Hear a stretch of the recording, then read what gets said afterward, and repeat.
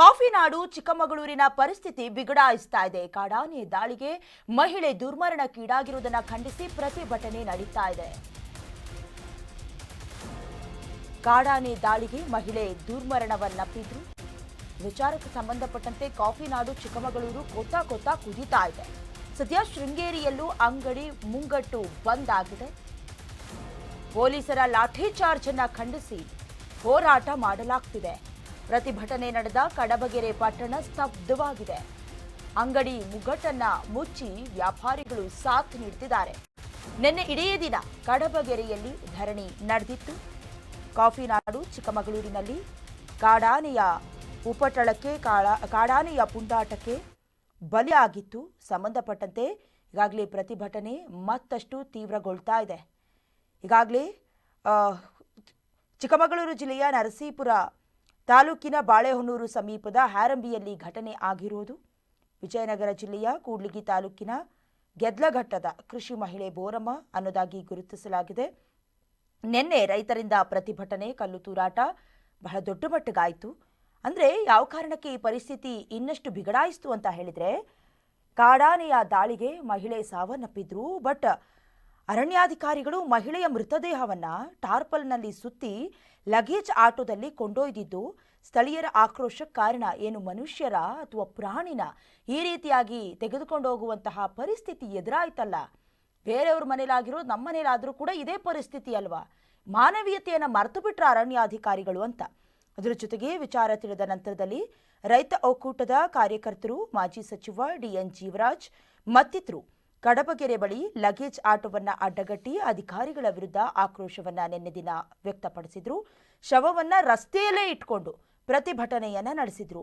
ಇನ್ನು ಪ್ರತಿಭಟನೆಯಲ್ಲಿ ಭಾಗಿಯಾಗಿದ್ದ ಯುವಕರು ಟೈರ್ಗೆ ಬೆಂಕಿ ಹಚ್ಚೋದಕ್ಕೆ ಮುಂದಾದಾಗ ಪೊಲೀಸರು ಆತನನ್ನ ತಡೆದ್ರು. ಅದೇ ಸಂದರ್ಭದಲ್ಲಿ ಪುರಾ ಹ್ಯಾರಂಬಿಯಲ್ಲಿ ಕಾಡಾನೆಯನ್ನ ಸೆರೆ ಹಿಡಿದ ಸಿಬ್ಬಂದಿ ಅಧಿಕಾರಿಗಳ ಜೊತೆ ಶಾಸಕ ಟಿಡಿ ರಾಜೇಗೌಡರು ಸಂಭ್ರಮಿಸ್ತಾ ಇರುವ ಫೋಟೋ ಕೂಡ ಸೋಷಿಯಲ್ ಮೀಡಿಯಾದಲ್ಲಿ ಸಿಕ್ಕಾಪಟ್ಟೆ ವೈರಲ್ ಆಗ್ತಾ ಇತ್ತು. ಇಷ್ಟೆಲ್ಲ ಧಗಧಗಸು ಉರಿತಾ ಇದೆ ಪರಿಸ್ಥಿತಿ. ನೀವು ಸೋಷಿಯಲ್ ಮೀಡಿಯಾದಲ್ಲಿ ಫೋಟೋ ಹಂಚ್ಕೊಳ್ತಿದ್ದೀರಾ ಅನ್ನೋದಾಗಿ ಬೇಸರ ವ್ಯಕ್ತಪಡಿಸಿದ್ರು. ಆಕ್ರೋಶ ಇಮ್ಮಡಿಸಿತ್ತು. ಕಾಡಾನೆ ದಾಳಿಗೆ 34 ವರ್ಷದ ಬೋರಮ್ಮ ಬಲಿಯಾಗಿತ್ತು. ಕಡಬಗೆರೆ ಪಟ್ಟಣದಲ್ಲಿ ನಿನ್ನೆ ಪ್ರೊಟೆಸ್ಟ್ ನಡೆದಿತ್ತು. ಪ್ರತಿಭಟನಾಕಾರರನ್ನ ನಿಯಂತ್ರಿಸುವುದಕ್ಕೆ ಪೊಲೀಸರು ಲಾಠಿ ಚಾರ್ಜ್ ಮಾಡಿದ್ರು. ಸದ್ಯ ಪೊಲೀಸರ ಲಾಠಿ ಚಾರ್ಜ್ ಅನ್ನ ಖಂಡಿಸಿ ಇಂದು ಬಂದ್ಗೆ ಕರೆ ನೀಡಲಾಗಿದೆ. 3 ತಾಲೂಕುಗಳ ಬಂದ್ಗೆ ಕರೆ ನೀಡಿದ ಸಂಘಟನೆಗಳು ಮಲೆನಾಡು ನಾಗರಿಕ ರಕ್ಷಣಾ ವೇದಿಕೆ, ರೈತ ಸಂಘಟನೆಗಳು ಬಂದ್ಗೆ ಕರೆ ನೀಡಿರುವುದು. ಶೃಂಗೇರಿ, ಎನ್ಆರ್ ಪುರ, ಕೊಪ್ಪ ಬಂದ್ಗೆ ಕರೆ ನೀಡಿರುವುದು. ಸದ್ಯ ನಿನ್ನೆ ದಿನ ಪರಿಸ್ಥಿತಿ ಉಲ್ಬಣವಾಗಿತ್ತು. ಪೊಲೀಸರ ಮೇಲೆ ಕಲ್ಲು ತೂರಾಟ ಕೂಡ ನಡೆಯಿತು.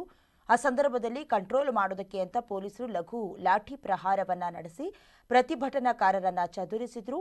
ಈ ಸಂದರ್ಭದಲ್ಲಿ ಇಬ್ಬರಿಗೆ ಗಂಭೀರ ಗಾಯವೂ ಕೂಡ ಆಗಿತ್ತು. ಅದಾದ ನಂತರದಲ್ಲಿ ಶಾಸಕರು ಸ್ಥಳಕ್ಕೆ ಆಗಮಿಸಿ 20 ಲಕ್ಷ ರೂಪಾಯಿ ಪರಿಹಾರದ ಚೆಕ್ ಅನ್ನ ಕೂಡ ವಿತರಿಸಿದ್ರು. ಬಟ್ ಇಲ್ಲಿ ಬಹಳಷ್ಟು ಬೇಸರವಾಗೋದೇನಂತ ಹೇಳಿದ್ರೆ, ಆ ಮಹಿಳೆ ಸಾವನ್ನಪ್ಪಿದ ಅರ್ಧ ಗಂಟೆಯಲ್ಲಿ ಕಾಡಾನೆಯನ್ನ ಸೆರೆ ಹಿಡಿದಿರೋದು. ಸಂಬಂಧಪಟ್ಟಂತೆ ಚಿಕ್ಕಮಗಳೂರು ಭಾಗದ ಜನರು ಈ ಹಿಂದೆ ಕೂಡ ಕಾಡಾನೆಯನ್ನ ಸೆರೆ ಹಿಡಿರಿ ಅನ್ನೋದಾಗಿ ಬಹಳಷ್ಟು ಬಾರಿ ಮನವಿಯನ್ನ ಮಾಡಿಕೊಂಡ್ರು ಕೂಡ ಜಾಣ ಮೌನ ವಹಿಸಿದಂತಹ ಅರಣ್ಯ ಸಿಬ್ಬಂದಿ ವರ್ಗದವರು ನಿನ್ನೆ ಎಲ್ಲ ಘಟನೆ ಆದ ನಂತರದಲ್ಲಿ ಸೆರೆ ಹಿಡಿದಿದ್ದಾರಂತ ಹೇಳಿದ್ರೆ, ಪರಿಸ್ಥಿತಿ ಉಲ್ಬಣ ಆಗೋದಕ್ಕಿಂತ ಮುಂಚೆ ಎಚ್ಚೆತ್ತುಕೊಂಡಿದ್ದಿದ್ರೆ ಅಟ್ಲೀಸ್ಟ್ ಒಂದು ಜೀವ ಆದರೂ ಉಳ್ಕೊಳ್ತಾ ಇತ್ತು. ಸಂಬಂಧಪಟ್ಟಂತೆ ಈಗ ಪೊಲೀಸರು ಲಾಠಿ ಚಾರ್ಜ್ ಮಾಡಿರೋದನ್ನ ಖಂಡಿಸಿ ಯಾವ ಕಾರಣಕ್ಕೆ ನಾವು ಪ್ರತಿಭಟನೆ ಮಾಡ್ತಾ ಇದ್ವಿ, ಏನಾದರೂ ಬೇಕು ಬೇಡವಾ ಅಂತನ, ಅಥವಾ ಇಷ್ಟೆಲ್ಲ ಪರಿಸ್ಥಿತಿ ಆಗಿದೆ, ಯಾರು ಕೂಡ ಇದಕ್ಕೆ ಸಂಬಂಧಪಟ್ಟಂತೆ 20 ಲಕ್ಷ ಚೆಕ್ ಅನ್ನ ಕೊಟ್ಟರು ಸೈಲೆಂಟ್ ಆದ್ರು. ಬಿಟ್ರೆ ಆ ಮಹಿಳೆಯನ್ನ ಟಾರ್ಪಲ್ನಲ್ಲಿ ಸುತ್ಕೊಂಡು ಹೋಗಿರೋದು, ಅದಾದ ನಂತರದಲ್ಲಿ ಸಾವನ್ನಪ್ಪಿದ ಅರ್ಧ ಗಂಟೆಯ ನಂತರ ಕಾಡಾನೆಯನ್ನ ಸೆರೆ ಮಾಡಿರೋದು ಒಪ್ಪಿಕೊಳ್ಳೋದಕ್ಕೆ ಸಾಧ್ಯ ಇಲ್ಲ ಅನ್ನೋದಕ್ಕೆ ಖಂಡಿಸಿ ಪ್ರತಿಭಟನೆ ಮಾಡ್ತಿದ್ರು. ಸದ್ಯ ಈಗ ಆ ಪರಿಸ್ಥಿತಿಯು ಕೂಡ ಬಿಗಡಾಯಿಸ್ತಾ ಇದೆ. 3 ತಾಲೂಕುಗಳು ಬಂದ್ ಮಾಡಿ ಸಂಘಟನೆಗಳು ಕರೆ ನೀಡಿರೋದು. ಮಲೆನಾಡು ನಾಗರಿಕ ರಕ್ಷಣಾ ವೇದಿಕೆ, ರೈತ ಸಂಘಟನೆಗಳು, ಶೃಂಗೇರಿ, ಎನ್ಆರ್ ಪುರ, ಕೊಪ್ಪ ಈ 3 ತಾಲೂಕುಗಳನ್ನು ಬಂದ್ ಮಾಡಬೇಕು ಅನ್ನೋದಾಗಿ ಕರೆ ನೀಡಿದೆ.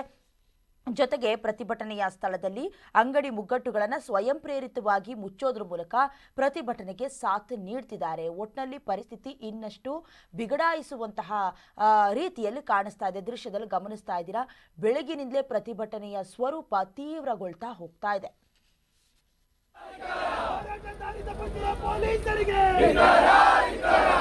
ನೀಡುತ್ತಿರುವ ಶಾಸಕರಿಗೆ ನಿಧಾವಾದರೆ ಚೆಕ್ಕನ್ನು ಹಿಡಿದುಕೊಂಡು ಬರುತ್ತಿರುವ ಶಾಸಕರಿಗೆ 32 ಜನ ಸಿಬ್ಬಂದಿಗಳನ್ನಂಥ ಒಂದು ಟಾಸ್ಕ್ ಫೋರ್ಸನ್ನು ಅರಣ್ಯ ಇಲಾಖೆಯವರು ಸಿದ್ಧಪಡಿಸಿ ಕೊಟ್ಟಿದ್ದಾರೆ. ಅರಣ್ಯ ಇಲಾಖೆ ಮನೋಜ್ ಕುಮಾರ್ ಅವ್ರ ಜೊತೆಯಲ್ಲಿ IAS ಅಧಿಕಾರಿ ಅವ್ರ ಜೊತೆ ಮಾತಾಡಿದೆ. ಅವ್ರದ್ದೊಂದು ಅನುಮೋದನೆ ಆದರೆ ನಾವು ಆನೆ ಮೇಲೆ ಕಣ್ಗಾವಲು ಇಡಲಿಕ್ಕೆ ಮತ್ತು ಜನರ ಹತ್ಯೆ ತಡೆಯಲಿಕ್ಕೆ ನಮ್ಗೆ ಅನುಕೂಲ ಆಗುತ್ತೆ ಅಂತ ಹೇಳಿದರು. ಫೈನಾನ್ಸ್ ಇಲಾಖೆಯ ರೇಜೋರ್ ಹತ್ರ ಕೂಡ ಮಾತಾಡಿದ್ದೆ.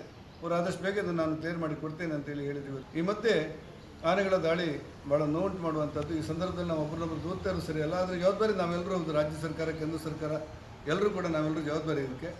ಆದರೆ ಇದರಿಂದ ರಾಜ್ಯದಿಂದ ಪ್ರಸ್ತಾಪನೆಯನ್ನು ಅಕ್ಟೋಬರ್ ಕಳಿಸ್ತಾ ಇದ್ದಾರೆ. ಒಂದು ದೊಡ್ಡ ಸಮಗ್ರವಾದಂಥ ಪ್ರಸ್ತಾಪನೆಯನ್ನು ಕೇಂದ್ರ ಕಳಿಸ್ತಾ ಇದ್ದಾರೆ. ಅದನ್ನು ಕಳಿಸಿಕೊಡಿ ಅಂತೇಳಿ ಹೇಳಿದೆ. ನಿರಂತರವಾಗಿ ನಾನೊಂದು ಹಿಂಬಾಲಿಸ್ತಿದ್ದೆ. ಕೇಂದ್ರಕ್ಕೆ ಬಂದು ಕೂಡ ಅದಕ್ಕೆ ಬೇಕಾದಂಥ ಅನುಮೋದನೆ ಕೊಡ್ತೇವೆ. ಈಗಿನ ಸುದ್ದಿ ಪ್ರಕಾರ ನಮ್ಮ ಅರಣ್ಯ ಇಲಾಖೆ ಅಧಿಕಾರಿಗಳು ಸರ್ ಈಗ ನಾವು ಈ ಪುಂಡಾನೆಯನ್ನು ಪುನಃ ಹಿಡಿದಿದ್ದೇವೆ ಅಂತ ಹೇಳಿದ್ದಾರೆ. ಏನೇ ಆದರೂ ಮತ್ತೊಂದು ಆನೆ ಬರಬಾರ್ದು ಅಂತ ಏನಿಲ್ಲ. ಈಗ ನಾವು ರಾಜ್ಯವನ್ನು ಕೇಂದ್ರವನ್ನು ದೂರ್ತಾ ಇರುವಂಥ ಸಮಯ ಅಲ್ಲ ಇದು. ಆದಷ್ಟು ಬೇಗ ಇದಕ್ಕೊಂದು ಪರಿಹಾರ ಮಾಡಬೇಕು ಅಂತ ನಾವು ಯೋಚನೆ ಮಾಡ್ತೇವೆ. ದಯವಿಟ್ಟು ಎಲ್ಲರೂ ಸಹಕಾರ ಕೊಡಬೇಕು. ರಾಜ್ಯದಿಂದ ಏನೇನು ಪ್ರಸ್ತಾಪನೆ ಹೋಗಿದೆ ಅದಕ್ಕೆ ಕೇಂದ್ರದಲ್ಲೂ ಕೂಡ ಅನುಮೋದನೆ ಕೊಡ್ತೇವೆ.